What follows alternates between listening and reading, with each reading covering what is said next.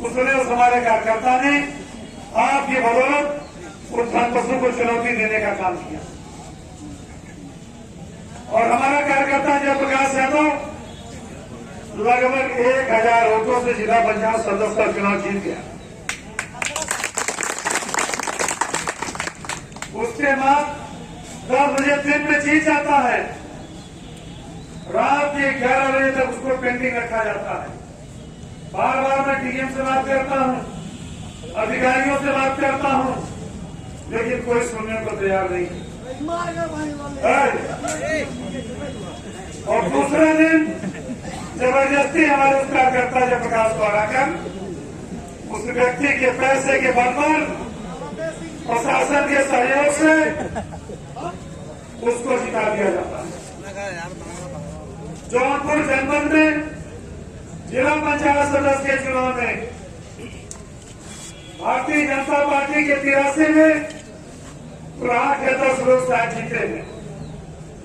उस 8 या 10 में 3 या 4 बेईमानी से जिताए गए लोग। अगर 3-4 को निकाल दीजिए, 83 में मुश्किल से 4 लोग उनके जीते हुए हैं। ये है भारतीय जनता पार्टी की जौनपुर में से। तमाम हमारे प्रधानों को हराया गया, तमाम हमारे बीडीसी सदस्यों को हराया गया। और उसके बाद अभी ब्लॉक प्रमुखी का चुनाव हुआ। हमारे छोटे भाई धर्मेंद्र वर्मा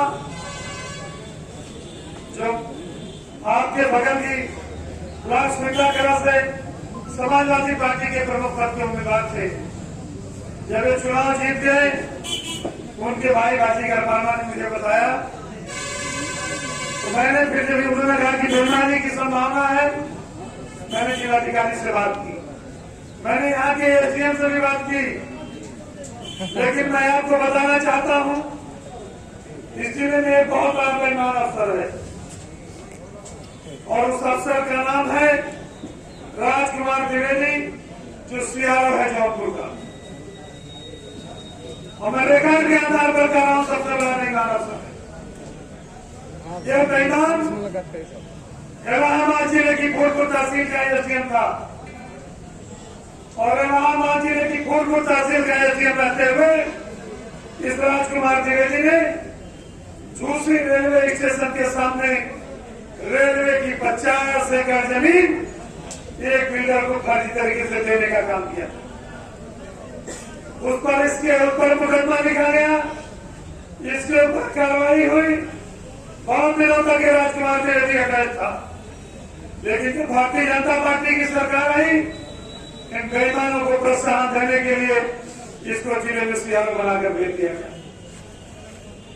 और जौनपुर के जिलाधिकारी महोदय जो अपने आप को ईमानदार करते हैं, जहां उनसे गलत काम उनको कराना होता है, जहां कोई बेईमानी उनको करानी होती है, जहां भाजपा के दबाव में कोई गलत काम करना होता है, तो वहां इसी राजकुमार द्विवेदी सीआरओ को भेजने का काम करते हैं और पूरे जिले में घूम घूम करके भारतीय जनता पार्टी के लिए गलत काम करने का काम ये राजकुमार द्विवेदी सीआरओ करता है।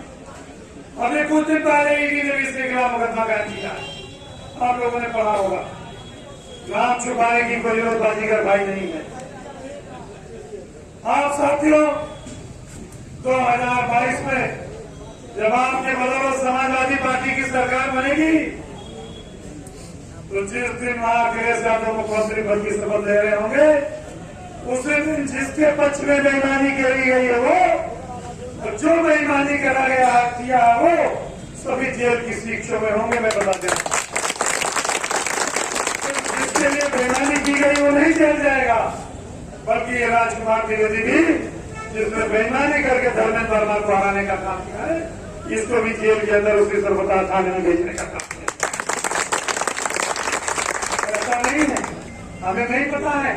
हमारे बीडीसी सदस्यों को पिस्टल लगाएगी, राइफलें लगाएगी, पुलिस और प्रशासन के लोगों से जब कहा गया, लोगों का अच्छा देखते और हमको क्या कहा गया कि मंत्री जी, एक बड़े बहुत बड़े अधिकारी में नाम नहीं लेना चाहता, मंत्री जी 6 महीने बाद विधानसभा के चुनाव है, आप ऐसा कुछ मत करिएगा, ये आपको एमएसए और लगाकर विधानसभा के चुनाव तक आपको जेल में रखा जाए।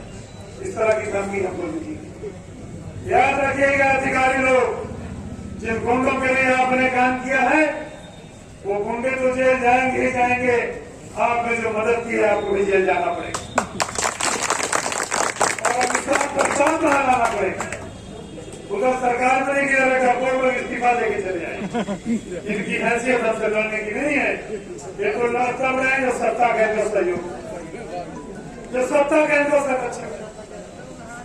और मुझे तो उस दिन दुख हुआ, मुझे पता लगा, मैं तो जाति में कोई भरोसा जाति की कभी कोई बात नहीं करता, लेकिन ये जो राजकुमार द्विवेदी सियारो है, इस शायद यहाँ के एसडीएम को भी जाति के आधार पर कुछ करने का काम किया। कि तो समाजवादी पार्टी के उम्मीदवार की जाति क्या हो तो उनको अंदर नहीं जाने दिया जाए। तो भाई राजकुमार द्विवेदी सियारो साहब, तो तुम भी तो भाजपा के उम्मीदवार के जाति के थे, तुम अंदर क्यों चले थे? अगर समाजवादी पार्टी की जाति के उम्मीदवार के जाति का अधिकारी अंदर नहीं जा सकता, तो भारतीय जनता पार्टी के उम्मीदवार की जाति का अधिकारी अंदर कैसे जा? आज एक बड़ा सवाल साथी हम लोगों के सामने। आपने देखा होगा, हम लोगों ने कहा है द्वापर में, धृतराष्ट्र के राज दरबार में दुर्योधन, दुशासन और तमाम वीर पितामह जैसे महारथी रहते थे। वीर पितामह की सहमति नहीं थी कि चीरहरण हो, लेकिन वीर पितामह की गलती इतनी थी कि मौन होकर चीरहरण को देख रहे थे, उन्होंने रोकने का काम नहीं किया। मैं आज कहना चाहता हूं, हमारी एक बहन और बेटी का जिस तरह से मोदी जी, योगी जी आपके सामने चीरहरण को है और इस चीरहरण को आपके कार्यकर्ताओं ने किया है और आपने बैठकर वीर पितामह की तरह देखने का काम किया है, उसका तो दुशासन वाला हाल होगा ही होगा, आपका भी वीर पितामह वाला हाल जरूर होगा। आप भी बच नहीं पाओगे। जो हालत पूरे प्रदेश की है, जिस तरह से गुंडाई की गई, पुलिस का सहारा दिया गया, प्रशासन का सहारा दिया गया, लोगों को आतंकित किया गया, सदर साहब के जीती नहीं रहे, प्रमुख सभा के हो जाना, ये कहाँ करने आए हैं भाई? कहाँ के लोग करने आए? आज इन मुद्दों को लेकर हम पूरे प्रदेश में अपनी बात महामहिम राष्ट्रपति से कहने के लिए आए हुए और महामहिम राष्ट्रपति जी को ज्ञापन देने का काम करें। साथियों, आज जो हालत देश और प्रदेश की है, किसी से छुपी हुई नहीं। हमारी जो मांगे हैं उस पर मैं चर्चा करना चाहता हूं। अभी हमारे किसी साथी ने कहा, कल या परसों आया कि नीट की परीक्षा होगी।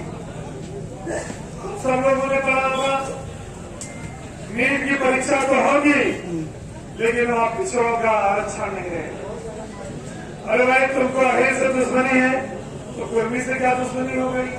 कोहरी से क्या दुश्मनी हो गई? केवट से क्या दुश्मनी हो गई? कहार, कुहार, लोहार, गड़रिया, धोबी, धनिया, फंसी, बनिया में भी बहुत सारे तमाम जातियां हैं, जसवान के पिछड़ी जातियों के लोग हैं।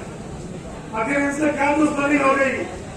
और भारतीय जनता पार्टी ने ऐसी साजिश कर दी, जो नीट की जो परीक्षा होगी, तो पिछड़े वर्ग के लोगों, आपके समाज के 11,000 बच्चे डॉक्टर नहीं हो पाएंगे। सोचो आपके साथ क्या अन्याय होने जा रहा है। आपके 11,000 बच्चे डॉक्टर नहीं होने पाएंगे। सोचो क्या होगा। आज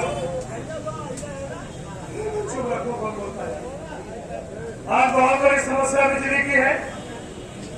मैं आज सारे जगहों को आप इकट्ठा हूं, क्या बिजली के में कोई ऐसा ट्रांसफार्मर होता है जो खाली समाजवादियों के यहाँ जाता था, भाजपाइयों के यहाँ बिजली नहीं जाती?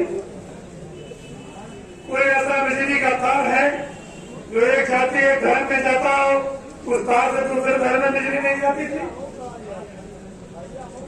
जहां हमने पूरे रमजान में बिजली देने का काम किया, वहीं पूरा हमने नवरात्र के दिनों में भी बिजली देने का काम किया।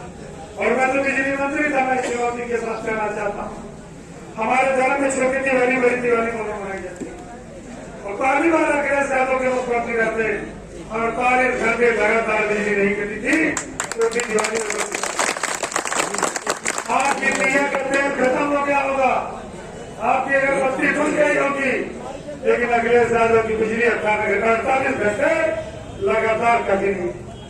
और आज क्या हालत है? आज हालात ये है कि 24 घंटे में 48 बार बिजली कट रही है।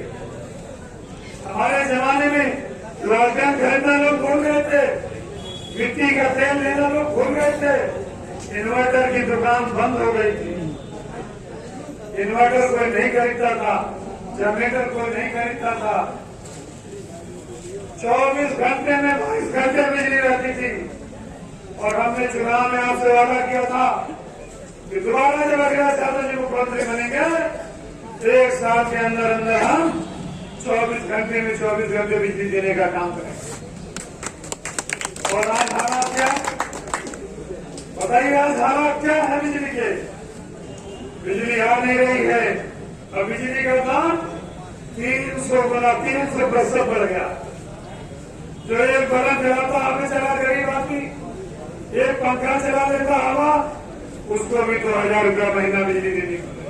उसके भी छप्पर में एक डुप्लीकेट चाइना वाला बिजली का मीटर लगा दिया गया। डुप्लीकेट सरकार बेईमानी कर रही है, फर्जी मीटर सरकार लगाने का काम कर रही है। आप अगर 1 रुपए की बिजली रात की खपत हो रही है, मीटर 2 रुपया होता रहा। पहली बार ऐसा हुआ है कि सरकार चोरी कर रही है। तब हमारे नेता माने अखिलेश यादव ने कहा है, आप बनाओ समाजवादियों की सरकार, हम प्रत्येक गरीब को गांव में उपभोक्ता को 300 यूनिट बिजली फ्री देने का काम। अगर भाजपाइयों तुमने हिम्मत है तो जब से तुम्हारी सरकार बनी है तब से आज तक का 300 यूनिट बिजली सरकार फ्री कर दो, उसका जो काम नहीं हो वापस कर दो, हम भी तुम्हारी तारीफ करने का काम। 300 यूनिट के हिसाब से उनका बिजली का बिल उनको वापस कर दो, तो हम भी तुम्हारी तारीफ करने का काम। और एक साथी ने कहा उनका आंकड़ा सही नहीं। हमने 55 लाख परिवारों को समाजवादी पेंशन 500 रुपया महीना देने का काम किया था। हमने कोई जात बिरादरी नहीं देखी थी। भाई प्रवीण सिंह यहाँ बैठे हैं, मिश्रा जी यहाँ बैठे हैं, जयप्रकाश जी, धर्मेंद्र मिश्रा यहाँ बैठे हैं। तो समाजवादी पेंशन में आरक्षण था।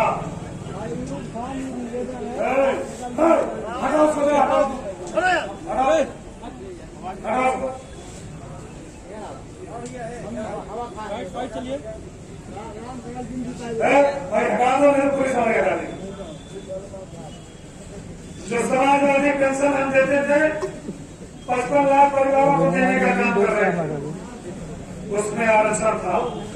अनुसूचित जाति का आरक्षण था, अनुसूचित जनजाति का आरक्षण था, पिछड़े वर्ग का आरक्षण था, अकलियत का और तबीयत समाज का आरक्षण